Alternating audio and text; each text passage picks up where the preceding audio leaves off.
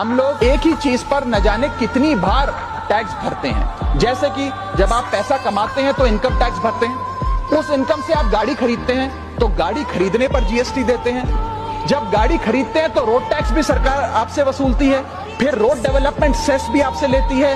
अब आप motor insurance भी कराएंगे गाड़ी का तो उस पर भी जीएसटी लेती है, और उसके बाद आप जब पेट्रोल या डीजल भरवाएंगे उस पर भी सेस और वैट लेती है, और अंत में जब आप अपनी गाड़ी को सड़क पर चलाएंगे तो टोल टैक्स के नाम पर जनता से पैसा वसूलती है। इतने सारे टैक्सेशन ओवरलोड कर हम इस देश के आम आदमी का खून चूस रहे हैं सर। इस देश में इन्फ्लेशन पर भी जीएसटी लग रहा है। वो कैसे लग रहा है? एक प्रोडक्ट जो 100 रुपए का बिकता था उस पर 18% जीएसटी हुआ करता था।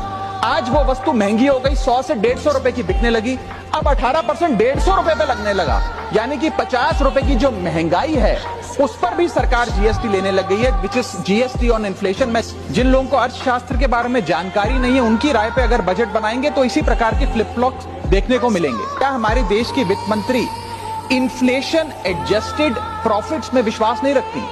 क्या उन्हें इन्फ्लेशन का ज्ञान नहीं है? क्या वो जानती नहीं कि इस देश में महंगाई एक प्लेग की तरह फैलती जा रही है? सरकार का एक सूत्री मिशन है टैक्स, सरकार का कमीशन है टैक्स।